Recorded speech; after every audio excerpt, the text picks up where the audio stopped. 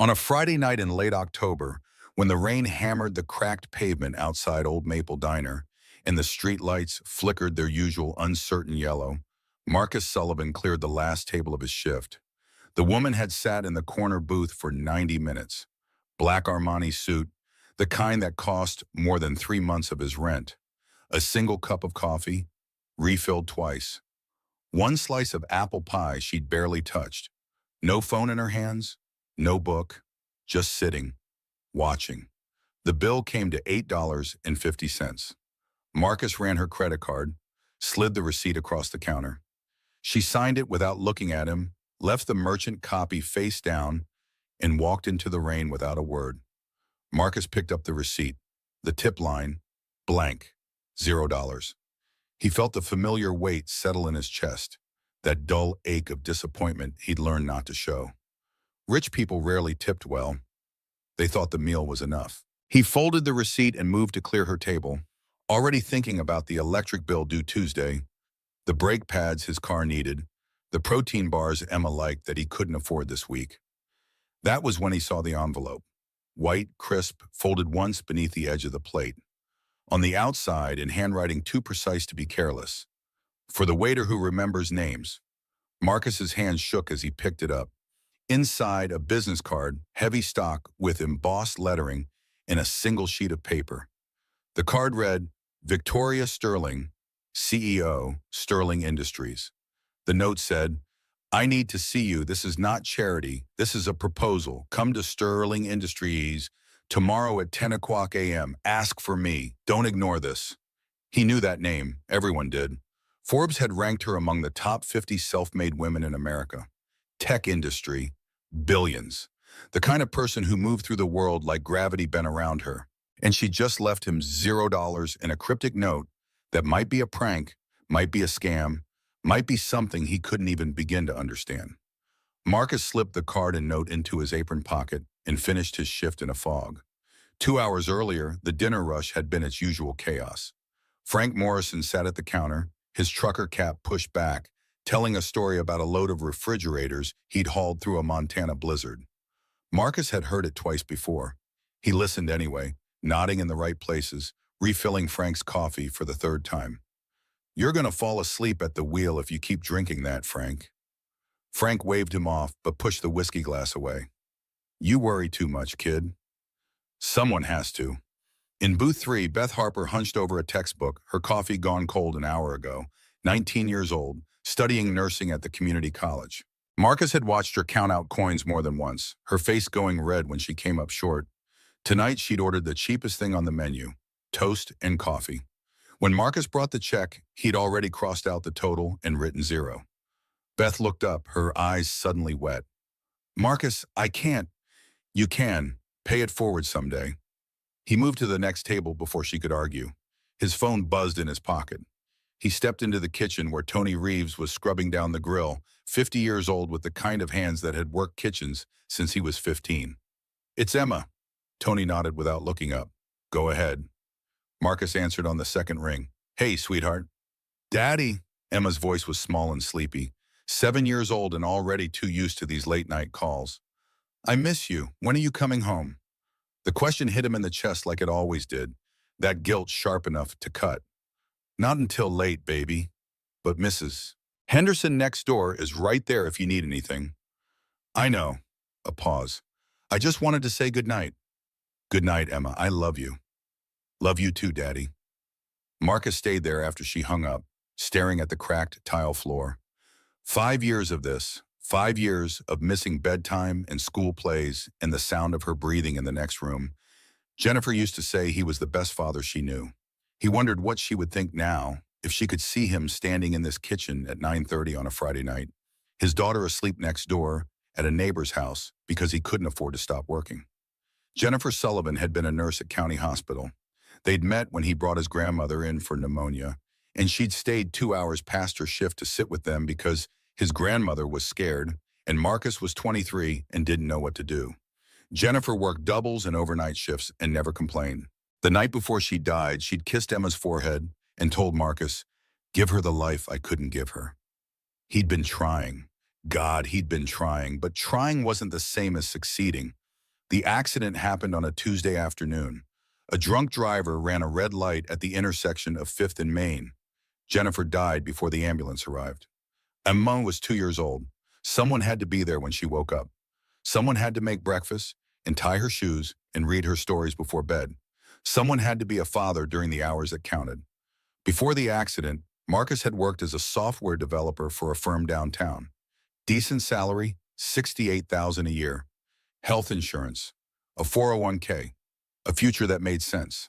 But office jobs meant office hours, and office hours meant Emma would wake up alone, eat breakfast alone, go to school, and come home to an empty apartment. He couldn't do that to her. He wouldn't. Night shifts at Old Maple Diner paid $23,000 a year before tips. It let him sleep when Emma slept, wake when she woke, make her pancakes and walk her to the bus stop and be there when she came home. The money was never enough. It would never be enough. But at least he was there. At least she had him. He was 34 now, though some mornings he felt 50. His uniform was clean but worn thin at the elbows. His smile came easy because he'd learned that kindness cost nothing. And in a place like this, it was the only currency that mattered. Most customers never bothered learning his name. He knew all of theirs. When Marcus pushed back through the kitchen doors, he noticed the woman in the corner booth properly for the first time. She didn't belong here. Everything about her screamed money. The suit, the watch that caught the fluorescent light, the leather handbag that probably cost more than his car was worth. But she sat there like she owned the space, her gaze steady and measuring, the kind of eyes that saw too much. Marcus approached with the coffee pot. "Can I warm that up for you, ma'am?" She looked up, dark eyes, sharp as cut glass. "Hope the coffee is warm enough for this cold night, ma'am." "It's fine." He retreated. Something about her made him uneasy, though he couldn't name it. She didn't fit here, and she knew it, but she stayed anyway. Watching him handle Frank's third refill, watching him cross out Beth's check, watching everything. By the time Marcus got home, it was 2:30 in the morning. The apartment was dark except for the nightlight in Emma's room, a plastic moon that cast soft blue shadows across her face. She slept curled around her stuffed rabbit, her hair tangled on the pillow. Marcus stood in the doorway for a long time, just watching her breathe. This was why he did it. This small person, this entire universe contained in 60 pounds of girl who still believed the world was good because he worked hard enough to keep that illusion alive. His phone buzzed, an email from Emma's school. He opened it, squinting at the screen in the dark hallway. Subject, important update on tuition. Marcus read it twice to make sure he understood.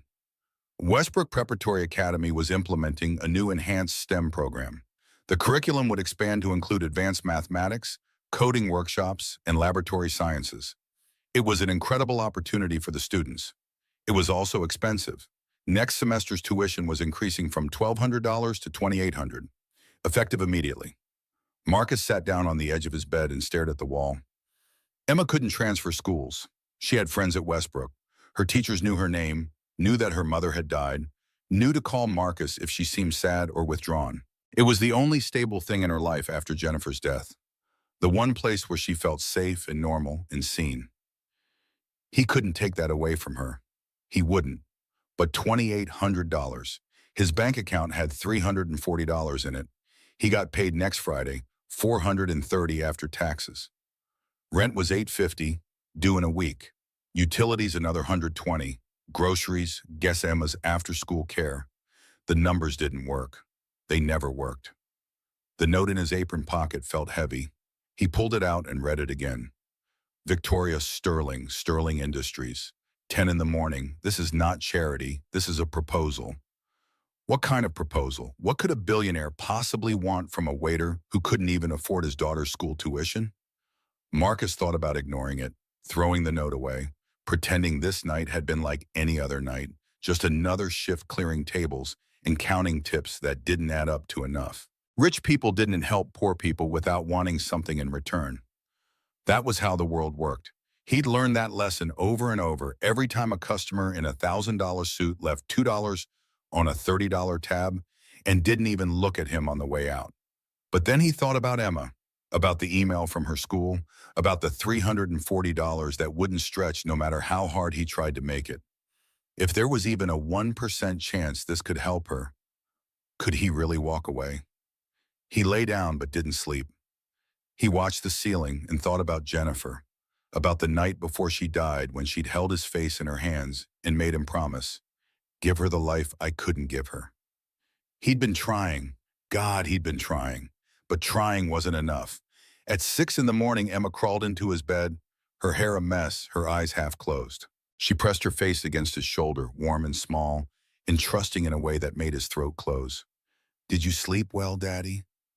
I did, sweetheart. The lie came easy. He'd had 5 years of practice. I had a dream about Mommy. She said she was proud of us. Marcus pulled her closer, fighting the burn behind his eyes. She is, baby. I promise. Are you going to work today?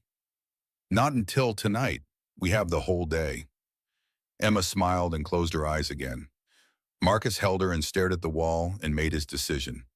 He would go to Sterling Industries, not because he believed in miracles, not because he thought a billionaire would save him, but because he needed to know what she wanted, why she had sat in that diner for 90 minutes, why she had watched him like he was a puzzle to solve. And maybe, just maybe, because refusing to try felt like giving up, and he had promised Jennifer he would never do that. The building was 42 stories of glass and steel, the kind that reflected clouds and made you feel insignificant just looking at it. Marcus stood on the sidewalk across the street for 10 minutes before he crossed. He wore the only suit he owned, the one from his wedding 7 years ago. It was too tight in the shoulders now, and the pants were a little short, but it was the best he had. The lobby smelled like expensive cologne and fresh flowers. Marble floors, a reception desk that looked like it belonged in a museum. The woman behind it glanced up as Marcus approached, her smile professional and distant. I'm here to see Victoria Sterling. Her smile didn't change, but something shifted in her eyes. Do you have an appointment? She asked me to come. My name is Marcus Sullivan. The receptionist picked up her phone and murmured something he couldn't hear. She listened, then hung up. When she looked at him this time, there was surprise. 38th floor. The elevator on the left. Marcus rode up alone, watching the numbers climb. His reflection stared back at him from the polished walls. A man in a cheap suit who looked exactly like what he was. Someone who didn't belong here. Someone who cleaned tables and counted tips and couldn't afford his daughter's tuition. Someone who was about to walk into a billionaire's office and pretend he deserved to be there. The doors opened onto a hallway of glass and dark wood. A young man in an expensive suit met him immediately. Mr. Sullivan, right this way.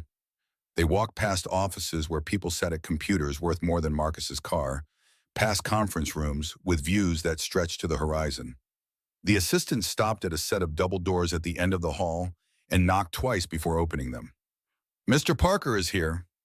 Victoria Sterling stood behind a desk that could have fit Marcus's entire apartment. The office was massive and minimal, all clean lines and natural light. Windows ran from floor to ceiling, overlooking the city like a kingdom spread out below. She wore a different suit today, charcoal gray, and her hair was pulled back in a way that made her look sharper, more dangerous. Thank you, David. The assistant nodded and left, closing the doors behind him. Victoria gestured to the chairs across from her desk. Please sit. Marcus sat. She didn't sit immediately. Instead, she walked to a small table near the window where an expensive coffee maker sat, the kind that ground beans fresh. Coffee? Sure. She made 2 cups in silence, then brought them both to the desk and sat across from him. It was strange watching a billionaire pour coffee. He'd expected her to have someone do it for her, expected her to treat him like the help. But she handed him the cup herself and met his eyes like he was someone worth looking at. Thank you for coming. I wasn't sure you would. Marcus wrapped his hands around the cup. It was warm and solid, anchoring him to something real. With all respect, Miss Sterling, why am I here? And why the $0 tip? Victoria took a sip of her coffee, then set it down carefully. The tip was a test. I needed to see how you'd react to being overlooked. Something hot flared in Marcus's chest. You tested me? Like some kind of experiment? Yes. She didn't look away, didn't flinch. And you passed. You didn't curse me, didn't complain to your coworkers, didn't even frown. You just said thank you and wished me a good night. Marcus stood up. The chair scraped against the floor, loud in the quiet office. I don't know what kind of game this is, but I'm not interested. It's not a game. Victoria's voice stayed level, calm. Sit down, please. He stayed standing. I came here because I thought maybe you needed something, that maybe this was real, but you're just bored. You wanted to see what the poor waiter would do when you treated him like dirt. I need someone who treats people with dignity, regardless of their status. Victoria stood as well, meeting his eyes across the desk. I've been looking for months. I watched you for 90 minutes in that diner. The way you handled the drunk driver, the college girl who couldn't pay, the phone call with your daughter. You were kind when no one was watching. That's rare. So you insult me to prove a point? I test you to make sure you are real. She walked around the desk, closer now. The space between them felt charged, dangerous. I'm offering you a job, community outreach manager for a project I'm launching. $78,000 a year, full benefits, and a scholarship for your daughter at one of the best private schools in the state. The number hit Marcus like a physical thing. $78,000. He made 23, working 60 hours a week. His mouth went dry. What do you want from me? His voice came out quieter than he meant, rough around the edges. I'm just a waiter. I don't have a degree in community outreach. I don't have connections. What could I possibly do for you? Victoria returned to her desk and picked up a folder. You've been there. You know what it's like to work 2 jobs and still come up short, to smile at people who don't see you, to make choices no one should have to make.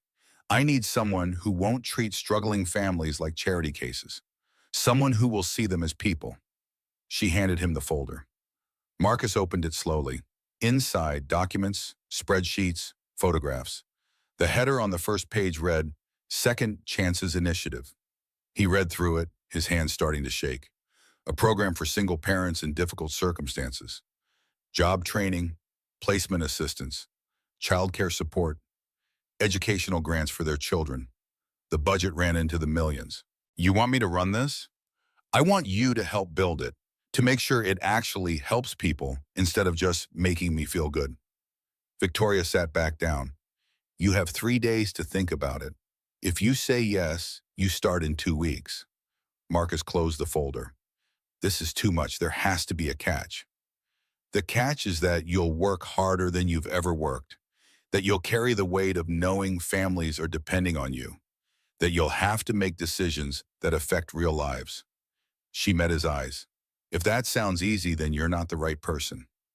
He wanted to say yes. God, he wanted to say yes. Emma's school bill, the overdue electric, the car that needed new brakes. $78,000 would change everything, but nothing was free. Not like this. Not from people like her. People like her always wanted something, and whatever they wanted, it cost more than money. I need to think about it. Victoria nodded. 3 days, you have my number. Marcus left the folder on her desk and walked out. His hands didn't stop shaking until he was back on the street. The October wind cutting through his cheap suit, the city moving around him like he was standing still. That night at the diner, Marcus told Tony about the meeting. They were in the kitchen during the dinner rush, steam rising from the industrial dishwasher, the smell of grease and coffee and old linoleum thick in the air. Tony scraped the grill with hard, angry motions. Rich people don't give, Marcus. They buy. What do you think she wants to buy from you? I don't know. That's what scares me. Jenny pushed through the doors with a tray of dirty plates.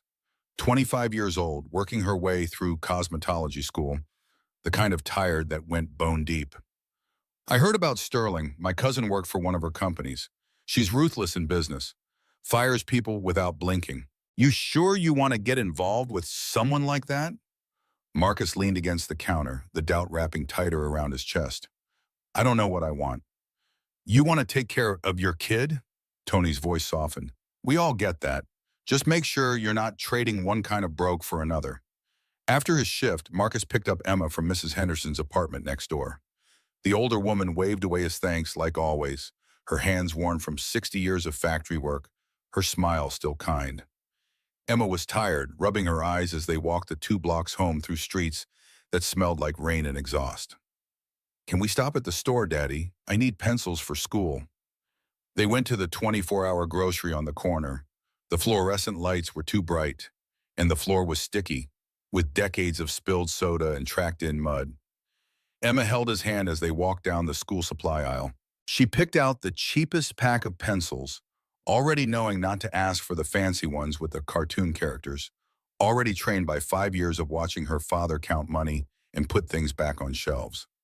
On their way to the register, they passed the book section. Emma stopped, her eyes catching on a colorful cover. A kid's science book filled with pictures of planets and animals and the human body.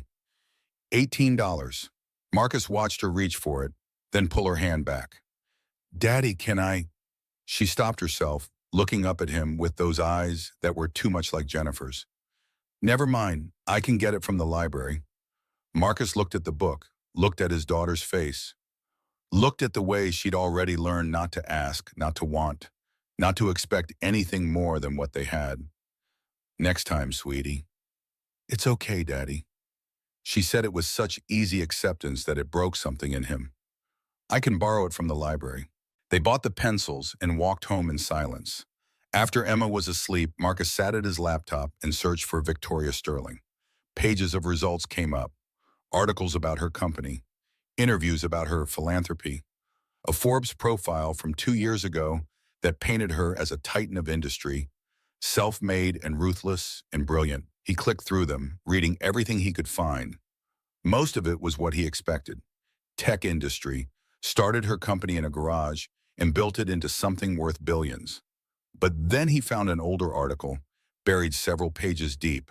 It was from a local newspaper, dated 2010. The headline read, "From Waitress to Boardroom, Victoria Sterling Credits Late Mother's Work Ethic." Marcus read it twice. The article mentioned that Victoria's mother, Sarah Sterling, had worked as a waitress for over 20 years, raising her daughter alone after her husband died when Victoria was 3. Sarah had worked 2 jobs most of her life, sometimes 3, sacrificing everything to put Victoria through school. She'd believed in education like some people believed in God, working herself to exhaustion so her daughter could have what she never had. Sarah Sterling died in 2018. The article didn't say how, only that she passed after a long illness. Marcus stared at the screen.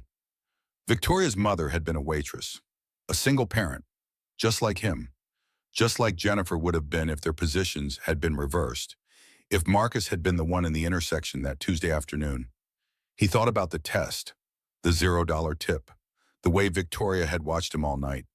Maybe it wasn't cruelty. Maybe it was something else.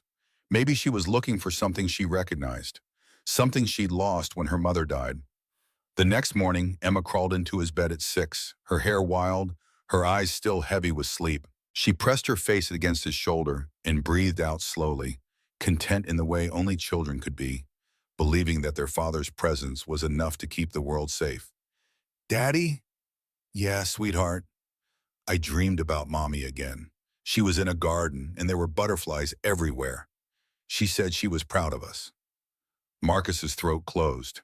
He pulled Emma tighter, fighting the burn behind his eyes. She is, baby. I promise she is. Are you going to work today? Not until tonight. We have the whole day together. Emma smiled and closed her eyes again. Marcus held her and felt the weight of everything pressing down. The tuition bill, the job offer, the impossible choice between pride and survival. Jennifer's last words echoing in his head. Give her the life I couldn't give her. He was failing. He knew he was failing. And maybe that was why, when his phone buzzed 2 hours later, he answered before he could talk himself out of it. Miss Sterling, this is Marcus Sullivan. I need to know the real reason. He didn't bother with pleasantries, didn't waste time pretending this was a normal phone call. Why me? The actual reason. There was a long silence on the other end. Then, come back to my office, 2 o'clock. He was there at 1:45. This time, Victoria met him in the lobby herself, which surprised him. She led him not to her office, but to a smaller conference room with a single window and a view of the parking garage. Nothing impressive, nothing designed to intimidate. She sat across from him at the table, and for the first time since he'd met her, she looked uncertain. My mother's name was Sarah. Victoria's voice was quieter now, stripped of the CEO confidence. She raised me alone. My father died when I was 3. She worked as a waitress at a place called Morton's Diner. 2 shifts a day, sometimes 3. She was exhausted all the time, but she never complained. Not once. Mushu Marcus listened, not interrupting, barely breathing. When I was 15, she got hit by a drunk driver on her way home from work. Broke her back. 3 surgeries. Physical therapy for months. We had insurance, but it wasn't enough. It's never enough. We were going to lose everything. Victoria's voice stayed steady, but her hands were folded tight on the table, the knuckles white. There was a man who used to come into Morton's every morning. My mother said he was poor, worked construction, could barely afford breakfast. But when he heard what happened, he organized a fundraiser, got the whole neighborhood involved, raised enough to cover most of the bills, saved our home. She looked out the window at the concrete and cars, her jaw tight. My mother tried to find him after she recovered, wanted to thank him, pay him back, but he was gone. Moved away, someone said. She never got to thank him. It bothered her for the rest of her life. Marcus felt something shift in his chest, like a door opening to a room he hadn't known existed. And you're looking for him? He died 5 years ago. I found out too late. Victoria turned back to him. But I saw in you what my mother saw in him. Dignity without arrogance. Kindness without expectation. She used to say he always remembered her name, even though she was just the woman who poured his coffee. You do the same thing. You see people. So this is about your mother. This is about honoring what she valued, what she taught me. Victoria's voice was firm now, the CEO returning. I'm not choosing you because you're poor. I'm choosing you because you're good. There's a difference, I bet you. Marcus wanted to believe her. God, he wanted to. But belief had burned him before, left him standing in hospital waiting rooms, in funeral homes, in apartments that felt empty even when his daughter was sleeping in the next room. What if I fail? What if I'm not good enough? My mother wasn't good enough by society's standards. She never finished college, worked minimum wage her whole life. But she was good. That's what matters. Marcus sat with that for a long moment. The conference room was quiet except for the hum of ventilation and the distant sound of traffic. He thought about Emma, about the science book she wanted, about the tuition bill that would come whether he was ready or not, about Jennifer's last words and the promise he'd made and the 5 years he'd spent trying to keep it. I need to talk to my daughter. Of course. That evening, Marcus made Emma her favorite dinner. Mac and cheese from a box with hot dogs cut up in it. The meal they'd eaten at least once a week since Jennifer died because it was cheap and Emma loved it, and some traditions mattered more than nutrition. After they ate, he sat her down on the couch, the cushions worn soft from years of use. Emma, I need to talk to you about something important. She looked up at him with those serious eyes, old beyond her years in the way children of tragedy always were. Okay, Daddy.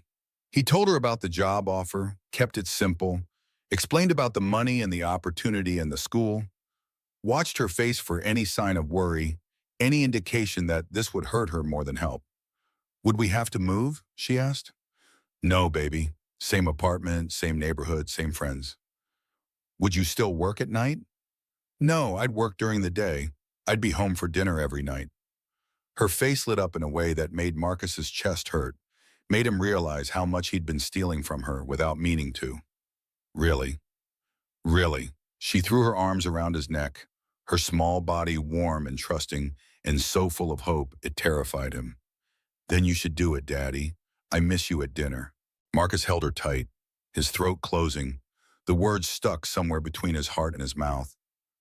Okay, I will. But the next morning, before he could call Victoria, everything shifted. Someone at Sterling Industries had talked to the press. Maybe the receptionist, maybe a disgruntled employee. It didn't matter who. By noon, a local news website had run a story. The headline made Marcus's stomach turn.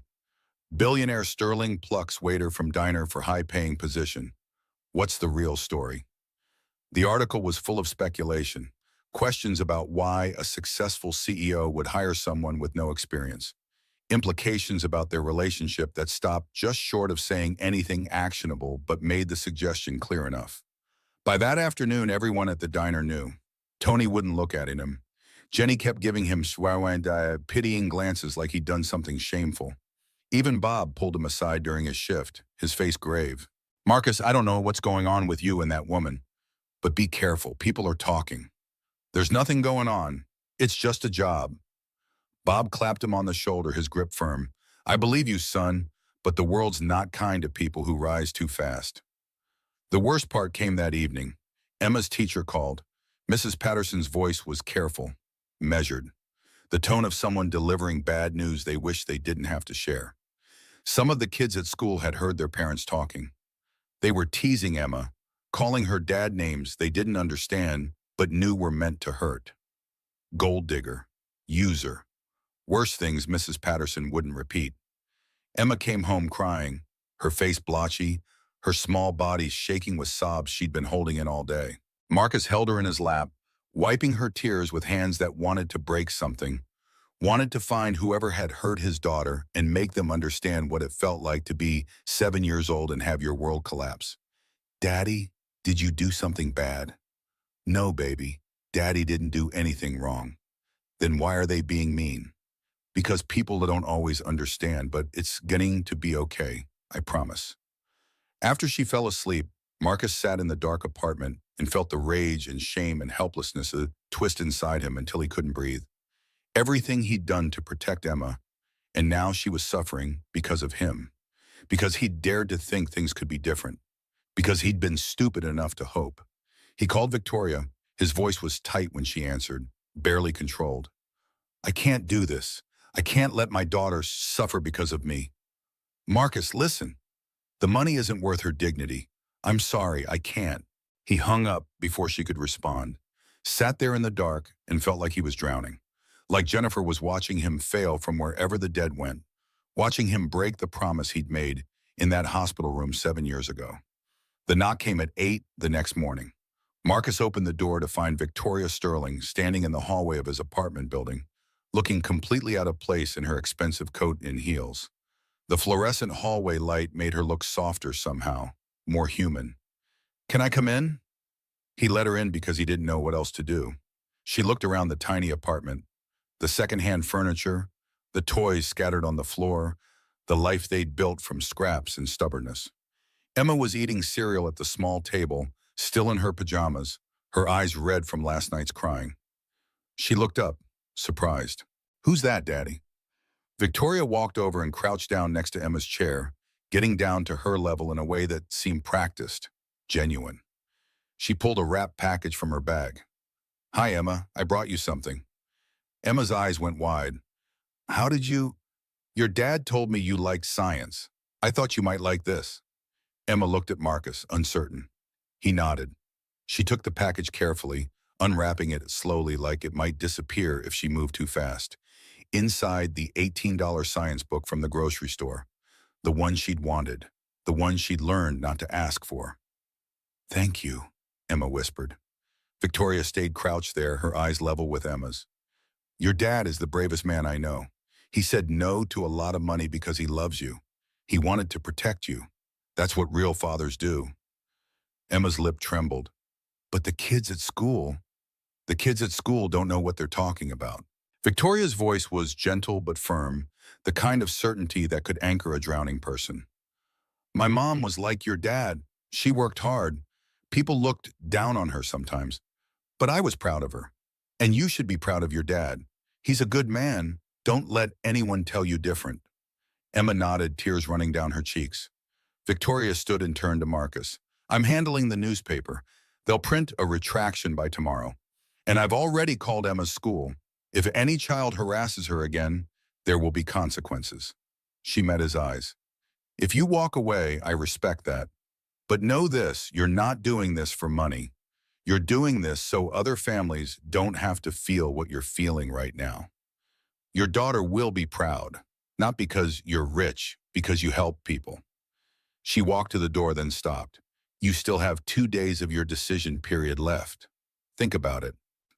After she left, Emma climbed into Marcus's lap, still holding the book like it was treasure. Daddy, is she nice? He thought about the test and the $0 tip and the woman who'd watched him for 90 minutes to see if he was worth saving, about the mother she'd lost and the debt she was trying to pay to a dead man who'd shown kindness when no one else would. Yeah, baby, I think she is. Then maybe you should help her, like you help people at the diner.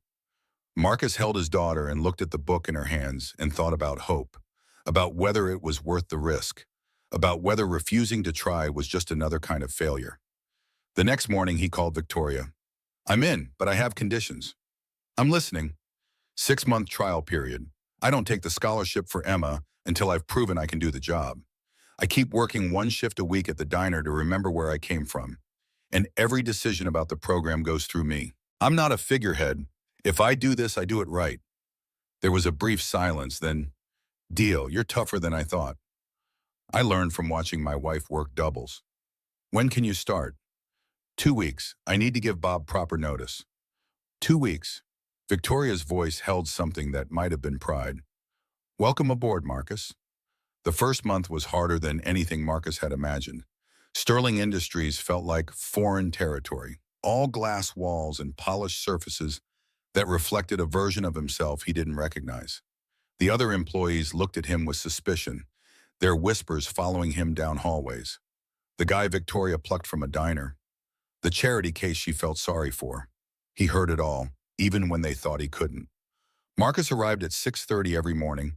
The habit of diner shifts burned into his bones. He stayed until 8 at night, sometimes later, reading files on struggling families until his vision blurred. Learning the systems, making calls to nonprofits and job placement agencies, building relationships with people who had actual degrees in social work and community outreach, people who wondered what qualified a waiter to run a multi-million-dollar initiative. He still wore the same suit from his wedding, still took the bus, still lived in the same 1-bedroom apartment where Emma slept on a pull-out couch in the living room. Nothing about his life had changed except where he went during the day, and that difference felt like a chasm he couldn't cross. The other program coordinators were polite but distant. They had their routines, their expertise, their unspoken language of acronyms and grant applications in impact assessments. Marcus felt like he was trying to read a book in a foreign alphabet, every page a reminder of how little he knew. But he worked. God, he worked. Because families were depending on him, and he knew what it felt like to be one of them, to count pennies, to choose between electricity and groceries, to smile at people who looked right through you because you didn't matter enough to remember. The Second Chances Initiative launched 6 weeks after Marcus started. He'd spent those weeks shaping it into something real, something that went beyond checks in the mail and bureaucratic paperwork, job training programs, partnerships with companies willing to hire people who had gaps in their resumes, who needed second chances because life had knocked them down. Childcare assistance so parents could actually attend training without choosing between education and their kids' safety. Educational grants that didn't make people feel like beggars. The first family Marcus helped was Diana Torres, 29 years old, 2 kids aged 5 and 3, working overnight shifts, stocking shelves at a grocery store, barely making rent, exhausted in the way that went deeper than sleep could fix. The traditional approach would have been to hand her money and call it help. Marcus sat across from her in a borrowed conference room and asked a different question. What do you want to do? Not just survive, thrive. Diana's eyes filled with tears. I wanted to be a medical billing specialist before the kids, but that was another life. What if it could be this life? The program enrolled Diana in an 8-week certification course. Marcus partnered with County Hospital for job placement, worked out childcare assistance during her classes. 12 weeks later, Diana's income jumped from $28,000 to $52,000. She came to his office and cried, thanking him over and over until he had to walk her to the elevator because she couldn't stop shaking. Don't thank me. Pay it forward someday. She nodded, wiping her eyes. I will. I promise I will. Marcus still worked Friday nights at Old Maple Diner. He'd promised Victoria 1 shift a week, and he kept that promise even when exhaustion made his bones ache. Tony Reeves noticed. The older man saw everything, always had. They were in the kitchen during a rush, Tony working the grill with the efficiency of 35 years' practice. How's the fancy office treating you? Marcus dried dishes, his hands moving on autopilot. It's hard, harder than I expected. You helping people? Trying to. Tony was quiet for a long moment. Then, that woman Diana came in last week. She told Bob you changed her life. Got her a real job. Marcus looked up surprised. Maybe I was wrong about you. Tony's voice was gruff, uncomfortable with the admission. Maybe rich people can give without buying, sometimes. You were protecting me. That's what friends do. Tony nodded and went back to the grill, but something had shifted between them. A wall coming down, brick by careful brick. By month 3, the program had helped 12 families. By month 4, 23. The media coverage shifted from skeptical to curious. A local newspaper ran a feature. Sterling Industries' unusual approach to poverty. Reporters wanted interviews. Marcus refused them all. This isn't about me, it's about them. Victoria approved. That's why it works. You understand the difference between recognition and ego. Then in month 5, Marcus got a call that made his stomach drop. The voice on the other end was professional, measured, delivering bad news with the practiced neutrality of someone who had done it before. Mr. Sullivan, this is Janet Morris from Family Services. We need to discuss the Chen family. Marcus pulled up the file. Robert and Linda Chen, 2 daughters, ages 8 and 6. Robert had been enrolled in the welding certification program. Linda had gotten part-time work as a receptionist while attending evening classes for her accounting certificate, one of their success stories. Marcus had checked in with them just 2 weeks ago, and everything had seemed fine. What happened? Robert was arrested last night, possession with intent to distribute. He's being held on $50,000 bail. The words hit Marcus like a physical blow. That's not possible. He was clean. We had him in counseling, regular check-ins. The evidence was in his vehicle during a routine traffic stop. Significant quantity. This wasn't personal use, Mr. Sullivan. Marcus closed his eyes. What about Linda and the girls? She's devastated. Lost her job this morning. The arrest made the local news. She's talking about dropping out of her classes. The landlord is already threatening eviction because of the publicity. Janet's voice softened slightly. I know your program invested a lot in this family. I'm sorry. After the call ended, Marcus sat at his desk and felt the weight of failure settle over him like a shroud. 6 months of work, childcare support, job training, counseling, thousands of dollars invested, and it had all collapsed in a single night because Robert Chen had made a choice that destroyed everything. The whispers started within hours. Other Sterling employees had access to the program files.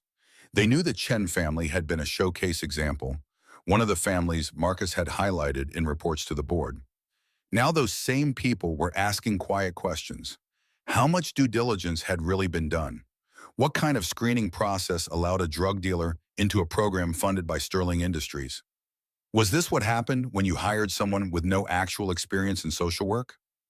Marcus wanted to defend Robert, wanted to believe there was a mistake, a setup, some explanation that would make sense. But the evidence was damning. And worse than the legal reality was the emotional truth. Marcus had trusted his instincts, had believed that seeing people as human beings was enough. He'd been wrong. That Friday night at the diner, Bob pulled Marcus aside during a slow moment. Heard about that family in your program, the one that got arrested. Marcus's jaw tightened. News travels fast. Small city, people talk. Bob leaned against the counter, his weathered face thoughtful. You blaming yourself? I should have seen it, should have known. Known what? That people are complicated? That sometimes they make terrible choices even when they're trying to do better? Bob shook his head. You can't save everyone, Marcus. You can only give them a chance. What they do with it, that's on them. But Marcus couldn't shake the feeling that he'd failed. Failed Robert and Linda and their 2 daughters, who were now facing eviction and shame because their father had made a catastrophic mistake. Failed Victoria, who trusted him with millions of dollars and a program that bore her mother's legacy. Failed everyone who believed that giving people dignity would be enough to change their lives. Emma noticed something was wrong. She always did. That weekend, she climbed into his lap while he was staring at his laptop, not really seeing the spreadsheet on the screen. Daddy, you're sad. Marcus wrapped his arms around her. Just thinking about work, sweetheart. Did something bad happen? He thought about lying, about protecting her from the messy reality of adult failure.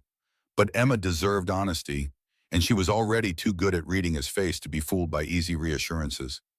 Someone I was helping made a really bad choice, and now their whole family is in trouble. Emma was quiet for a moment, her small hand resting on his arm. Is it your fault they made the bad choice? I was supposed to help them make good choices. But they chose, right? Not you. Marcus looked at his 7-year-old daughter and felt something shift. She was right. He'd given Robert Chen tools and opportunities and support. The choice to throw it all away, that had been Robert's alone. But the doubt didn't disappear. It just settled deeper, where logic couldn't quite reach it. By month 6, Marcus was questioning everything. The program continued, 30 families now, then 40. But every success felt fragile, temporary. Every phone call could be the next disaster. Every intake interview could be another Robert Chen, someone who'd smile and nod and take the help and then make a choice that destroyed not just themselves, but everyone around them. The other program coordinators noticed. In meetings, Marcus was quieter, more hesitant. He second-guessed decisions he would have made instinctively before. When a new family came in, Jerome Miller, single father of 3, lost his job due to a workplace injury. Marcus spent 3 days reviewing the application, looking for red flags, trying to predict where it might all go wrong. Victoria called him to her office on a Tuesday afternoon in month 6. She sat across from him, her gaze sharp and assessing. What happened to you? Marcus shifted in his chair. I don't know what you mean. The Chen case broke something. You're hesitating, doubting every decision. That's not the person I hired. Maybe the person you hired was naive. Maybe I didn't understand how badly this could go wrong. Victoria leaned back. Do you know how many business ventures I've started that failed? 7 complete failures, millions of dollars lost, ideas that seemed brilliant and turned out to be disasters. She paused. Did those failures mean I should stop trying? That every risk was foolish? This isn't about money, it's about people's lives. Exactly, which is why the stakes matter more, not less. Robert Chen made a choice, a terrible one. But Linda Chen is still in the program. She's still attending her classes. She's fighting for her daughters. Are you going to abandon her because her husband failed? Marcus felt the words hit him like cold water. Of course not. Then stop letting one failure define everything. You've helped 40 families in 6 months. 40. Diana Torres is thriving. Tony Reeves is in culinary school. Jerome Miller just started physical therapy and job retraining. Those people are real. Their success is real. Don't let Robert Chen's mistakes erase that. Marcus wanted to believe her, wanted to recapture the certainty he'd felt those first few months, when everything seemed possible and hope felt like enough. But the doubt had settled deep, and shaking it loose wasn't as simple as logic. That night, Marcus worked his Friday shift at the diner and thought about quitting. Not the diner job, that was his anchor, his reminder, but the program, Sterling Industries, the weight of carrying other people's futures on shoulders that suddenly felt too weak to bear it. He was clearing tables when a woman walked in he hadn't seen in months. Linda Chen. She looked thinner, older, the weight of the past few weeks visible in every line of her face. She saw Marcus and hesitated, like she wasn't sure if she was welcome. Marcus walked over to her booth. Linda, how are you? Her eyes filled with tears. I'm sorry, I'm so sorry about Robert. About everything. You have nothing to apologize for. I wanted to tell you I'm staying in the program. If you'll still have me. Linda wiped her eyes. I know what Robert did reflects on me, on you, on everyone who tried to help us. But my girls need me to finish. They need me to show them that one person's mistakes don't define a whole family. Marcus sat down across from her. Of course you're still in the program. You didn't do anything wrong. I chose him. I believed in him. Doesn't that make me responsible too? No, it makes you human. It makes you someone who saw the best in another person and hoped they'd live up to it. That's not a failure, Linda. That's courage. She started crying harder. Marcus handed her napkins and sat with her while she composed herself. When she finally left, she squeezed his hand and whispered thank you, and Marcus felt something in his chest unlock. Bob had been watching from behind the counter. Feel better? A little. Good, because wallowing doesn't help anyone. You made a mistake trusting that guy? Fine. Learn from it, get better at screening. But don't stop believing people can change. That's the only thing that actually works. Marcus nodded. The doubt was still there, but it had shifted, not disappeared. Maybe it never would, but transformed into something more like caution, like wisdom earned the hard way. He'd trusted too easily with Robert Chen. Next time he'd be smarter. But he wouldn't stop trying. Then in month 7, on a Tuesday afternoon, Victoria collapsed. Marcus was reviewing applications when David burst into his office, his usual composure shattered. Victoria's down, ambulance was on the way. They found her on the floor of her office, conscious but pale, her breathing shallow. The paramedics arrived within minutes. Exhaustion, they said. Dehydration. She'd been working 90-hour weeks for months, running the company, and overseeing a dozen initiatives simultaneously. Her body had simply given out. At the hospital, the doctors kept her overnight for observation. Marcus sat in the waiting room with David and 3 other executives, all of them silent. Victoria Sterling was invincible. Victoria Sterling didn't collapse. But she had, and now they were all confronted with the reality that their leader was human after all. The next morning, David pulled Marcus aside. There's an emergency board meeting. They're discussing the Second Chances initiative. Marcus's stomach dropped. What about it? They want to cut it. They're saying it's too expensive, unclear return on investment, that Victoria spread herself too thin trying to oversee everything personally. David's face was grim. Richard Caldwell is leading the charge. He's been against the program from the start. Can they do that? They're the board. They can do whatever they vote to do. Marcus felt rage and fear twist together in his gut. 40 families who were finally getting their feet under them, who were learning skills and finding ours and believing that life could be different. And a room full of millionaires was going to cut them loose because the numbers didn't look good on a spreadsheet.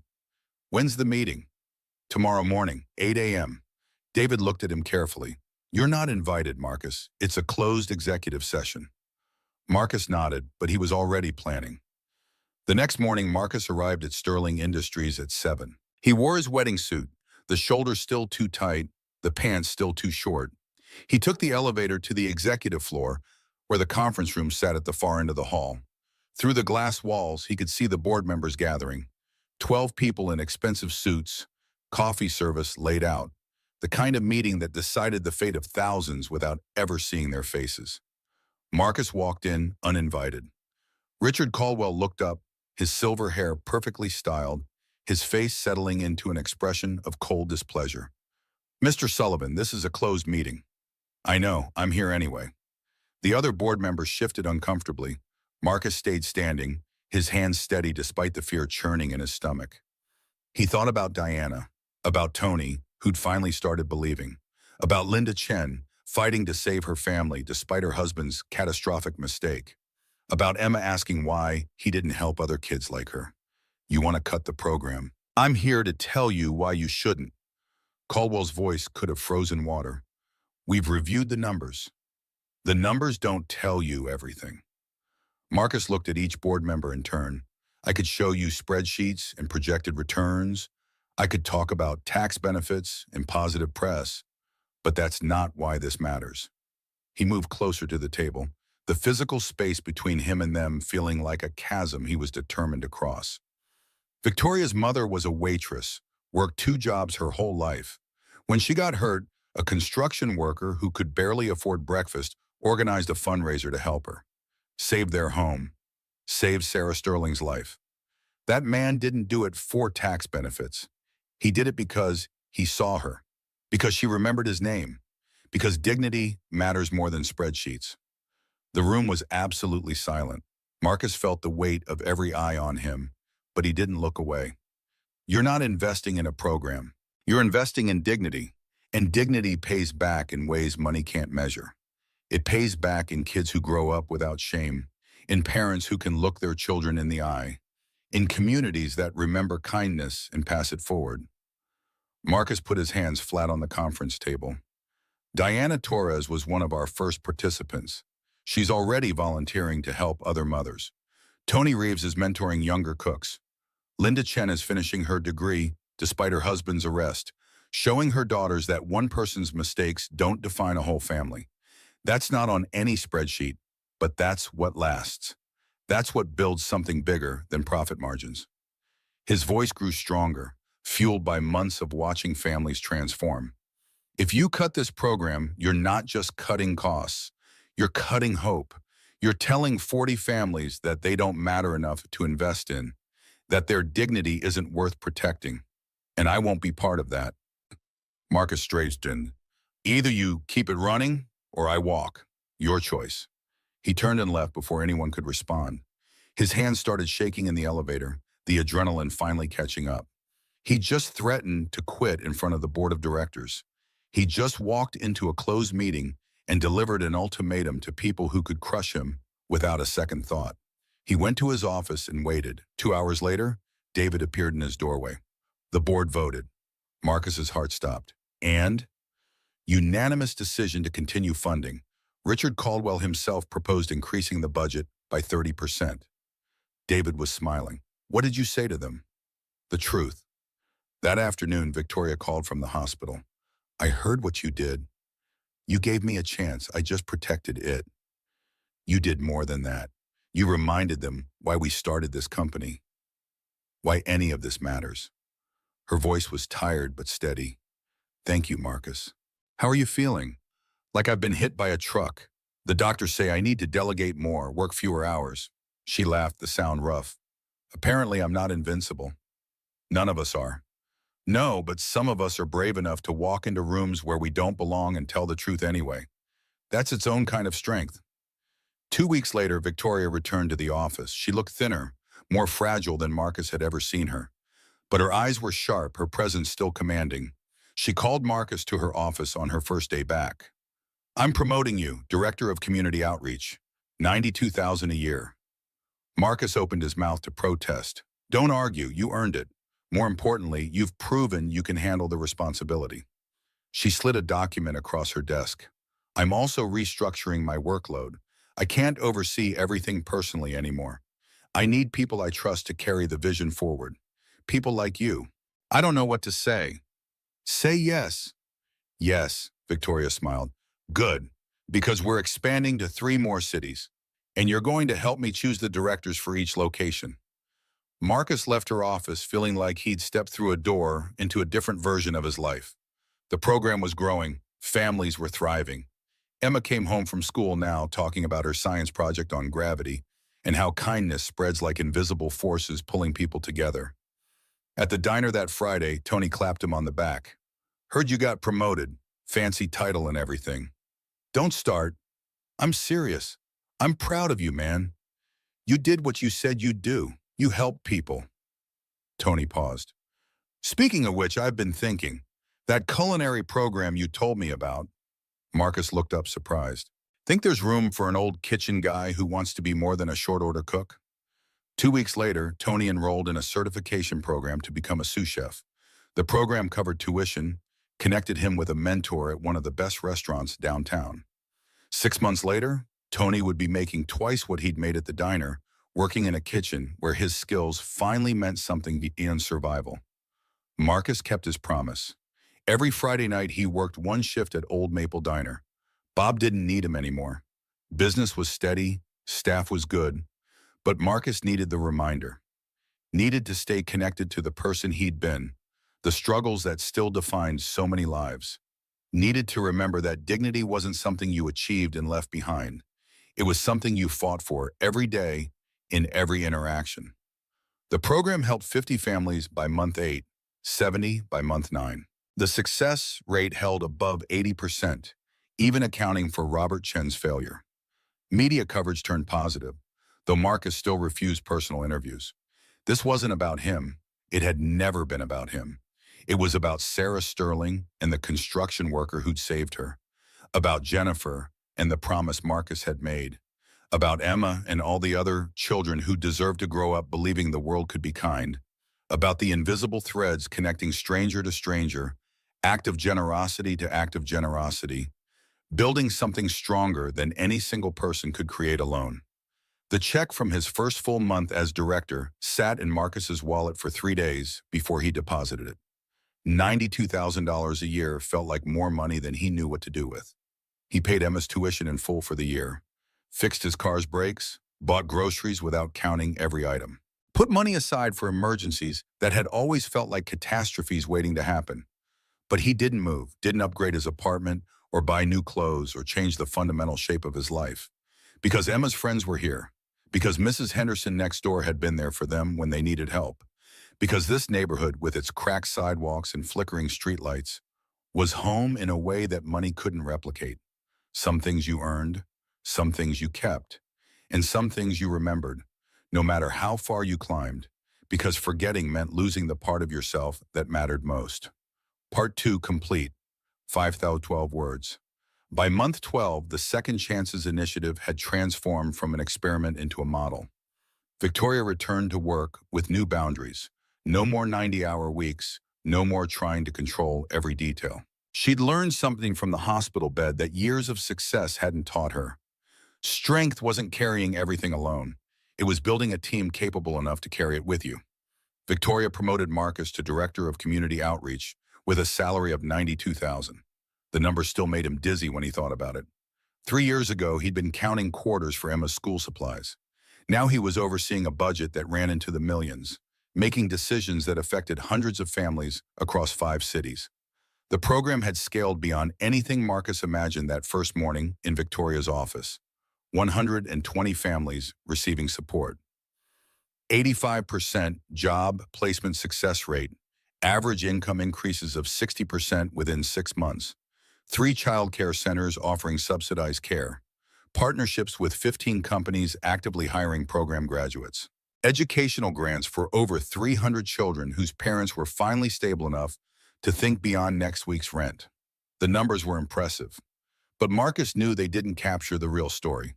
They didn't show Diana Torres volunteering 20 hours a week to mentor other single mothers. Didn't show Tony Reeves teaching knife skills to teenagers who'd never imagined working in a real kitchen. Didn't show the way hope spread like wildfire once people believed change was actually possible. National nonprofit organizations started calling. Could they replicate the model in their cities? What made Sterling's approach different? Marcus found himself on conference calls with directors from Chicago, Atlanta, Seattle, explaining that the secret wasn't complicated. See people as human beings first. Treat dignity as the outcome, not employment. Understand that a job was just a tool.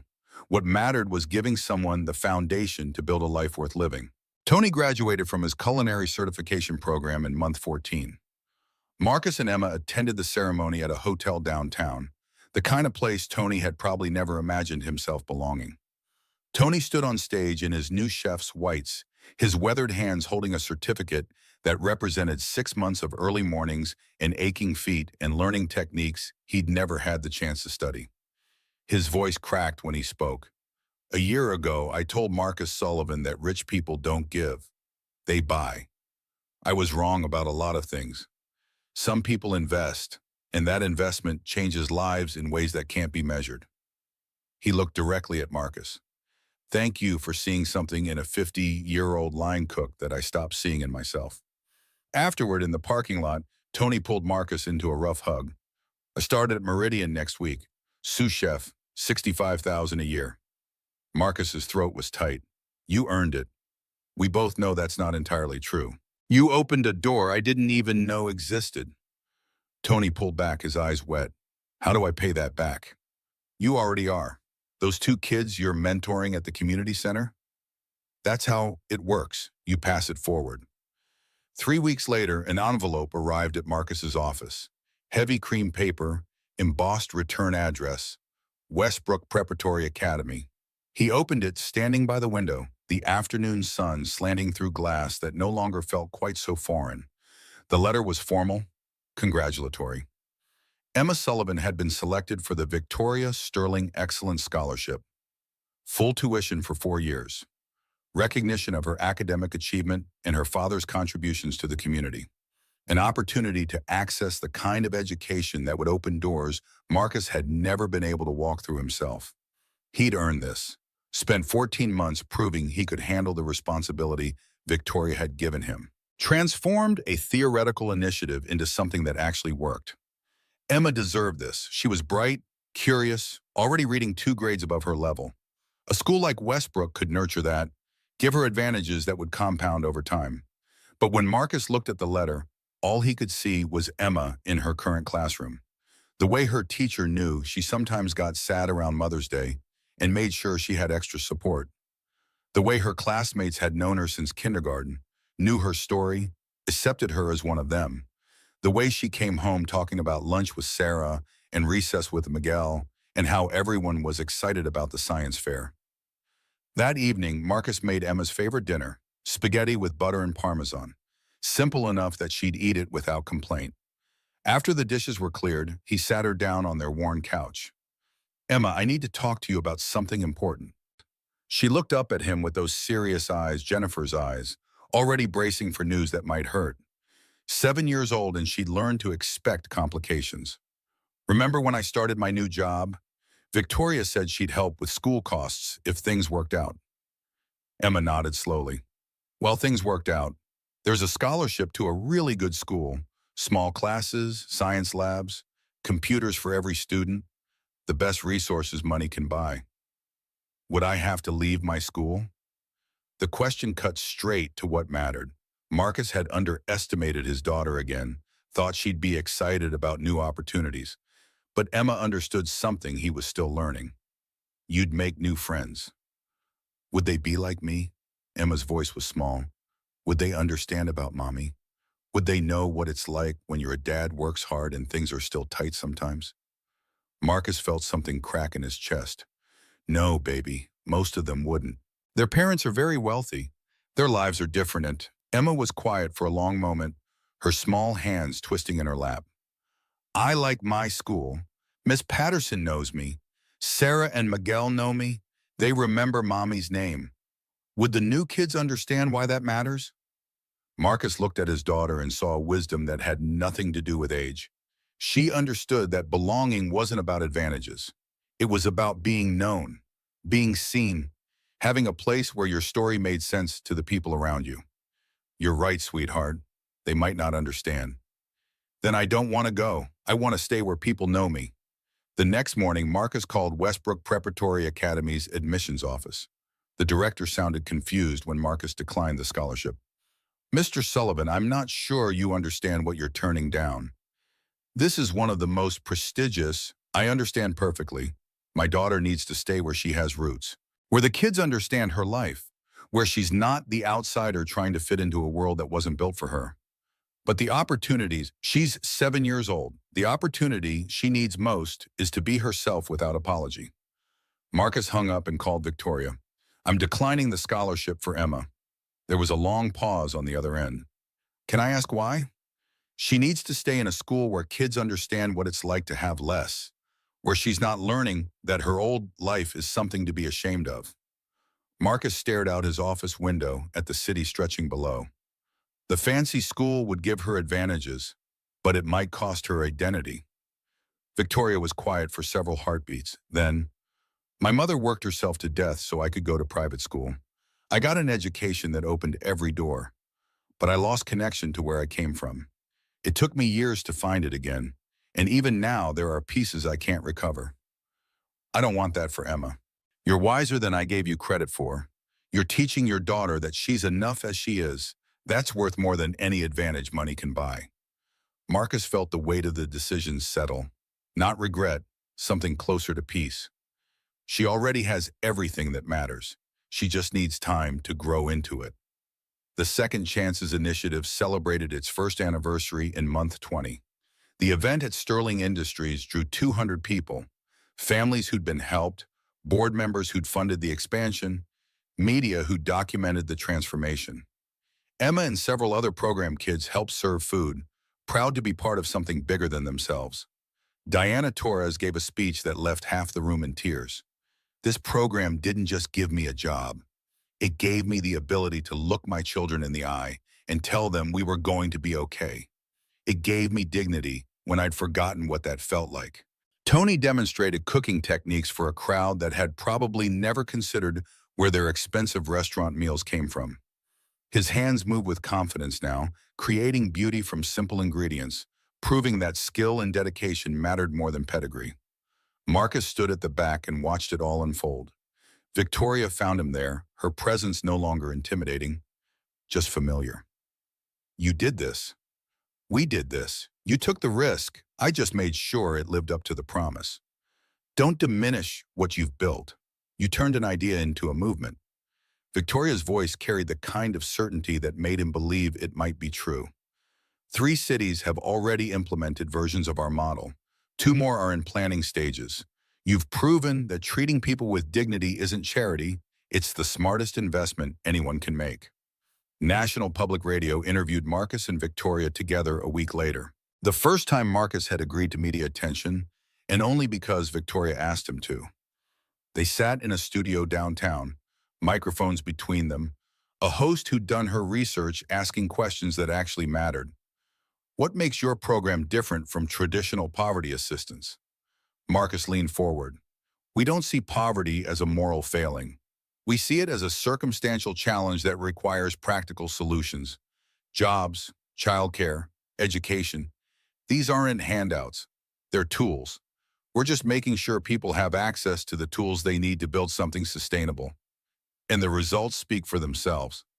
The results are people. Diana Torres makes $52,000 a year now. Tony Reeves is a sous chef at one of the best restaurants in the city. Those aren't statistics. They're human beings who got a fair shot. The interviewer turned to Victoria.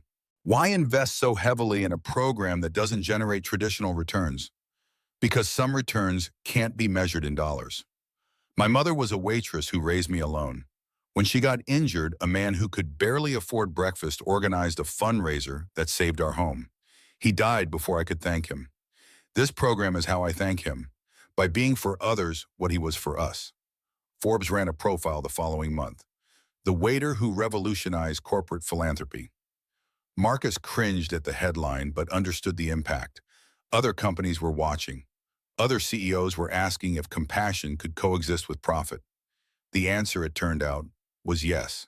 When you invested in dignity, people invested back in ways that strengthened communities, reduced social costs, created ripples that touched thousands of lives.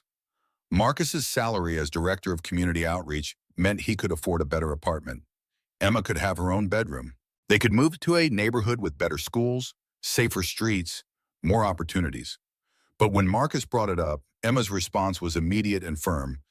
No, my friends are here, Mrs. Henderson is here, all my memories of mommy are here. Marcus looked around their cramped apartment and realized Emma was right. This place held Jennifer's ghost in the best possible way. The corner where they'd put up Christmas trees. The kitchen where Jennifer had taught Emma to crack eggs. The bathroom where Marcus had given Emma her first haircut. Both of them crying because it meant she was growing up. They stayed. Marcus fixed things that had been broken for years. The leaky faucet, the loose tile, the door that stuck in humid weather. He painted Emma's room the pale blue she'd always wanted. Bought new furniture slowly, piece by piece, never forgetting what it felt like to count every dollar. The bank account was healthy now, college fund growing. Emergency savings that meant an unexpected expense wouldn't destroy everything. But Marcus still drove the same car, still wore simple clothes, still lived in a way that kept him connected to the person he'd been. Because that person wasn't something to leave behind. That person was the foundation of everything that mattered. Emma thrived. Straight A's, president of the science club. The kind of kid who helped classmates who struggled, who understood that intelligence meant nothing if you used it to make others feel small. Her teacher told Marcus at parent conferences, Emma has a gift for seeing when someone's hurting. She notices the kids who eat alone, who don't have nice clothes, who try to hide their struggles. She makes them feel seen. Marcus thought about Jennifer, about the nurse who'd stayed 2 hours past her shift to sit with a scared old woman and her terrified grandson. About how kindness wasn't something you taught. It was something you modeled until it became instinct. 14 months after that Friday night when Victoria Sterling left a $0 tip, Marcus worked his regular Friday shift at Old Maple Diner. He still did this once a week, still needed the reminder of where he'd come from. Bob had offered to hire someone else. Business was steady, staff was good, but Marcus kept coming back because this place was his anchor. The diner closed at 11 on Fridays. By 10:30, only a handful of customers remained. Frank Morrison at the counter, nursing his third coffee before a long haul to Pennsylvania. A couple of college kids studying for exams. And a young man who'd walked in 5 minutes ago, his clothes stained with paint, his face carrying the kind of exhaustion that went deeper than one long day. The young man sat at the counter and studied the menu with the careful attention of someone counting every dollar. Marcus recognized that look, had worn it himself for 5 years, memorizing prices, calculating what he could afford versus what he actually needed. "What can I get you?" The young man looked up. 25, maybe 26. Dark circles under his eyes, hands marked with dried paint and old calluses. "Just coffee, please. Cheapest you've got." Marcus poured a cup of the house blend, set it down with a warmth he'd learned from years of being invisible. "Long day?" "Long 3 days. 3 jobs right now, trying to make rent and tuition." "What are you studying?" "Art, painting specifically. I know it sounds stupid." The young man stopped, like he'd heard this criticism so many times he'd started to believe it. "Everyone says I should study something practical." Marcus thought about Victoria's test, about the $0 tip and the note that had changed everything, about Sarah Sterling and the construction worker who'd helped her, about how small acts of recognition could alter the entire trajectory of a life. "What kind of painting?" The young man's face brightened, surprised someone was asking. "Cityscapes mostly, trying to capture how places feel, not just how they look. The weight of a neighborhood, the soul of a street corner. Probably sounds pretentious. Sounds like you see things most people miss." They talked for a few minutes about art and survival and the gambling math of choosing passion over security. The young man's name was Daniel Wright, 25 years old, working as a house painter during the day, restaurant delivery at night, weekend shifts stocking shelves, putting himself through art school one semester at a time because he couldn't afford to stop working long enough to attend full-time. When Marcus brought the check, $2.50 for coffee, Daniel pulled out his wallet and counted the bills inside. 3 singles and some change. Enough for the coffee and maybe bus fare home.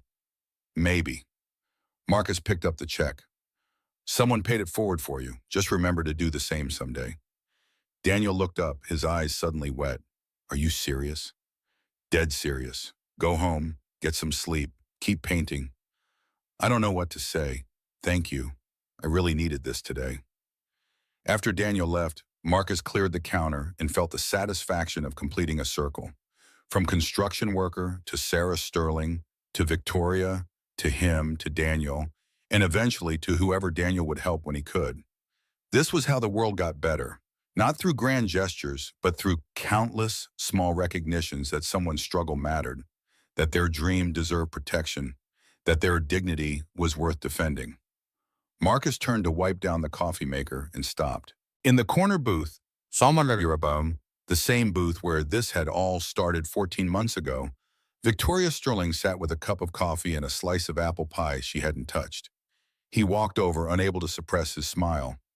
"Most CEOs don't hang out in diners at 11 p.m. Most CEOs don't know what they're missing." Victoria finished her coffee and stood, placing two $50 bills on the table. $100 for an $8 meal. Beneath the bills, a folded note. Marcus picked it up, his hands steady now where they'd shaken that first night. The note read, "You're doing great. Keep going. V.S." He looked up. Victoria was walking toward the door, but she stopped and turned back. "That young man you just helped, his name is Daniel Wright. He's going to be fine because someone saw him." Her voice carried across the empty diner. "Just like someone saw you." She left. Marcus stood there holding the note and the $100, thinking about how kindness didn't end. It multiplied. How every act of recognition created ripples that spread further than anyone could track. How the construction worker who'd helped Sarah Sterling 40 years ago could never have imagined that his small fundraiser would eventually help hundreds of families across 5 cities. Marcus put the $100 in the team tip jar where it would be split among all the servers tomorrow. But he kept the note, added it to the collection in his desk drawer. 3 notes now, 3 reminders of the journey from desperate waiter to director of a program that was changing lives. The rain had stopped. The streets were quiet, washed clean by the storm that had blown through earlier. Marcus locked up the diner and walked to his car, his phone buzzing with a text from Emma. "Love you, Daddy. Can't wait to show you my science fair project tomorrow." He smiled and texted back, then sat in his car for a moment before starting the engine. Thought about Jennifer and the promise he'd made, about Emma growing up proud instead of ashamed, about Tony cooking in a real kitchen, about Diana mentoring other mothers, about Daniel Wright going home tonight with enough money for bus fare and a little bit of hope. 6 months later, the Second Chances Initiative expanded to 8 cities. Marcus became vice president of community impact at a salary of $110,000. Victoria had fully recovered, working reasonable hours, delegating effectively, finally understanding that sustainable change required sustainable people. Emma won first place at her school's science fair with a project titled "How Kindness Spreads Like Gravity." She'd interviewed Diana, Tony, Daniel, and a dozen others from the program, creating a visual map of how one act of help created chains of assistance that spread through communities like invisible forces, pulling people toward each other. Her presentation concluded, "My dad showed me that helping people isn't charity, it's investment, and investments grow." Marcus stood in the back of the gymnasium, tears streaming down his face, thinking about Jennifer and hoping she could see this, could see Emma confident and compassionate and exactly the person they'd hoped she'd become, could see that the promise had been kept, not through money or opportunities or advantages, but through the simple act of teaching a child that dignity mattered more than status. Marcus still worked one Friday shift a month at Old Maple Diner. The frequency had decreased, responsibilities grew, hours became scarce, but he never stopped entirely. This place was his reminder, his anchor. The point of origin for everything that came after. Bob had hired a new kid, Carlos, 19 years old, and learning the rhythms of service work. Marcus taught him the things that mattered. Remember names, see people. Small kindnesses create impacts you'll never witness, but that matter more than you'll ever know. "Is that how you became VP?" Carlos asked one night, impressed by the title he'd learned from another server. Marcus thought about the question, about Victoria's test and the $0 tip and the note that had changed everything, about Sarah Sterling and the construction worker, about Emma and Jennifer and every person who'd ever been invisible. "No, that's how I became myself. The job was just what happened after." On his last shift of the year, Marcus served an elderly woman who counted out exact change for her coffee and toast. She apologized for not leaving a tip, her hands shaking with age or embarrassment or both. Marcus picked up her check and crossed out the total, wrote 0 in bold numbers. "Someone did this for me once. Pass it forward when you can." The woman started crying. Marcus brought her a glass of water and a quiet moment to compose herself. Carlos watched from the kitchen, learning that dignity wasn't about what people could afford. It was about how you treated them when they had nothing left to give. At midnight, Marcus took off his apron and walked out into December cold. Victoria wasn't waiting in the corner booth tonight. She'd moved on to other projects, other ways of honoring her mother's memory. But the lesson remained, the circle continued. The invisible threads connecting stranger to stranger grew stronger with every act of recognition. Emma was asleep when Marcus got home, her science fair ribbon pinned to the bulletin board in her room. Mrs. Henderson had stayed late, as always, refusing payment, as always, part of the network of support that kept their small family functioning. Marcus stood in Emma's doorway and watched her breathe, this miracle he and Jennifer had created, this person who understood that helping others wasn't obligation. It was privilege, the chance to be for someone else what others had been for you, the opportunity to prove that the world was better than cynicism suggested, kinder than despair allowed. In his desk drawer, Marcus kept 3 notes. Victoria's first, for the waiter who remembers names. Victoria's second, you're doing great. Keep going. And Emma's, written in careful 7-year-old handwriting. Daddy, when I grow up, I want to help people like you do. Love, Emma. Some tips weren't measured in dollars. Some tips changed lives. And the best tips, the ones that really mattered, kept changing lives long after the original giver was gone, spreading through communities and across generations like gravity itself, invisible but undeniable, pulling people toward connection instead of isolation, toward hope instead of despair. Marcus thought about the construction worker who'd organized a fundraiser for Sarah Sterling 40 years ago. Thought about how that man had died never knowing what his kindness had created, never knowing that his small act would eventually help thousands of families, never knowing that a waitress's daughter would become a billionaire who would honor him by helping others the way he'd helped her mother. The man was gone, but his legacy lived in every family the Second Chances Initiative supported, in every child who grew up with enough, in every parent who learned they deserved dignity. In Marcus and Emma and Tony and Diana and Daniel and thousands of others whose lives had been changed by a program that existed because someone had been kind when they didn't have to be. Some debts could never be repaid, but they could be honored. They could be passed forward.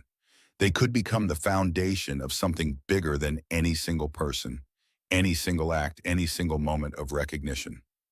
Marcus closed Emma's door quietly and went to his own room, where Jennifer's photo still sat on the nightstand. 7 years gone, but present in everything that mattered. In Emma's kindness, in Marcus's determination, in the life they'd built from grief and stubbornness and the refusal to let loss define them. "We did it," he whispered to the photo. "She's going to be okay. Better than okay. She's going to be exactly who you hoped she'd be." The rain started again, gentle against the windows, washing the streets clean for tomorrow. And tomorrow, Marcus would wake up and go to work and help more families and teach Emma more lessons and live the life Jennifer had asked him to give their daughter. Not a life without struggle, not a life where everything was easy, but a life where dignity mattered, where kindness counted, where seeing people as human beings was the foundation of everything else. Some tips changed lives, and those lives changed other lives, and those other lives changed communities, and communities changed the world. One recognition at a time, one act of kindness at a time, one moment of seeing another person struggle and choosing to help instead of looking away. Forever forward, always forward. The invisible gravity of compassion, pulling everyone toward a future where no one had to choose between rent and food, between dignity and survival, between hope and despair. Where every person who needed help could find someone who'd been helped once, someone who remembered what it felt like, someone who chose to pass it forward because that was how the world got better. One tip at a time.